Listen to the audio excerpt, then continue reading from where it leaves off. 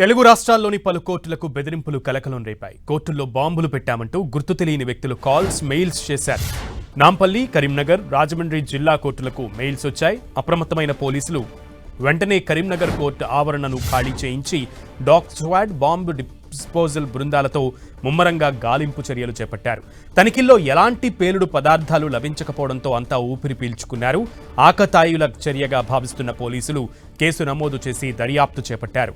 ఇటు నాంపల్లి, రాజమండ్రి కోర్టులకు ఇదే తరహా బెదిరింపులు వచ్చాయి. అప్రమత్తమైన అధికారులు తనిఖీలు నిర్వహిస్తున్నారు.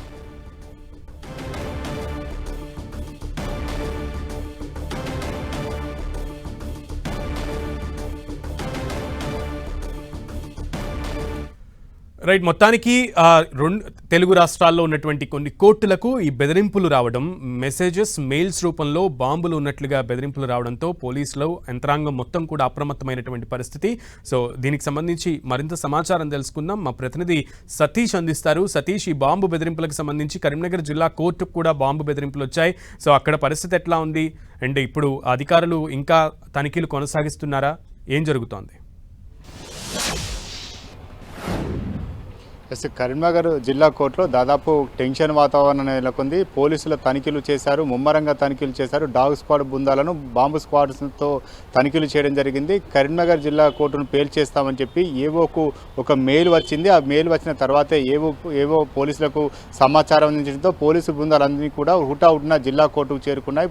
కోర్టు ప్రాంగణ పరిసరాలతో పాటు కోర్టు హాళ్లను కూడా అన్ని క్షుణ్ణంగా బాంబు స్క్వాడ్, డాగ్ స్క్వాడ్తో తనిఖీలు చేశారు. కోర్టు సిబ్బంది కూడా ఈ తనిఖీలతో కొంత టెన్షన్ వాతావరణంతో భయాందోళన మాత్రం నెలకొందని చెప్పుకోవచ్చు.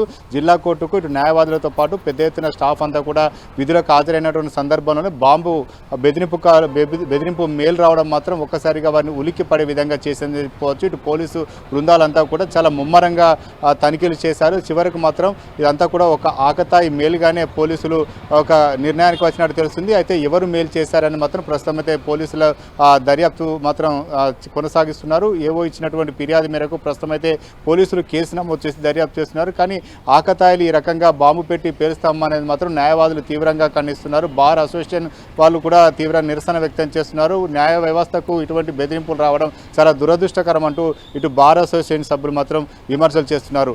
కోర్టు ఆవరణలో దాదాపు ఒక గంట పాటు అంతా కూడా ఒక టెన్షన్ వాతావరణం అంతా నెలకొందని చెప్పుకోవచ్చు. సునీల్, ఎవరు కూడా అసలు బాంబు బెదిరింపు మెయిల్ రావడం ఒక్కసారిగా వారందరినీ కూడా ఉలికి పడే విధంగా చేసింది. చాలామంది కోర్టు కోసం న్యాయస్థానాన్ని ఆశ్రమిస్తారు.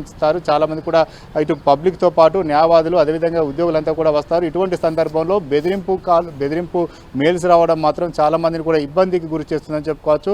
ఇటు చాలా తెలుగు రాష్ట్రాల్లో చాలా చోట్ల కూడా ఇటువంటి బెదిరింపు మెయిల్స్, ఫోన్ కాల్స్ వస్తున్న సందర్భంలో చాలామంది కూడా అప్రమత్తం అవుతున్నారు.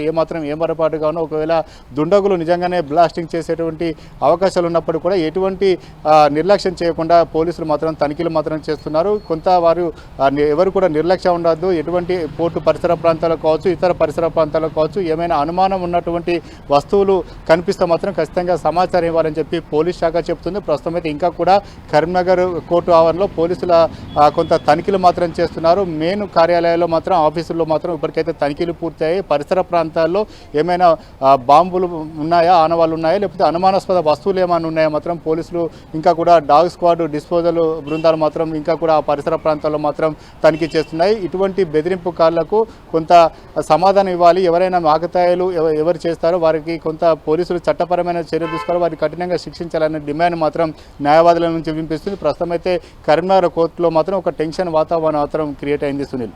Okay Satish, thank you.